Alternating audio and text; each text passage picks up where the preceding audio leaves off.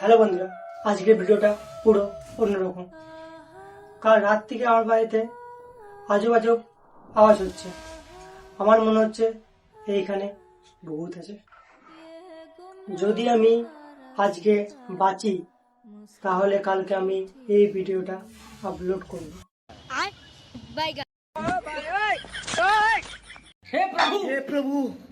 কে ওখানে? হে ভগবান, আমি শেষ।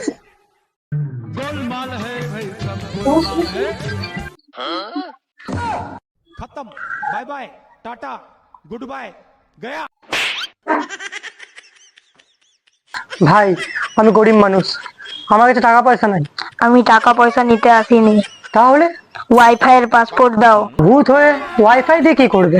রিলস বানাবো, আমিও ভাইরাল হব। তোর ফলোয়ার কত?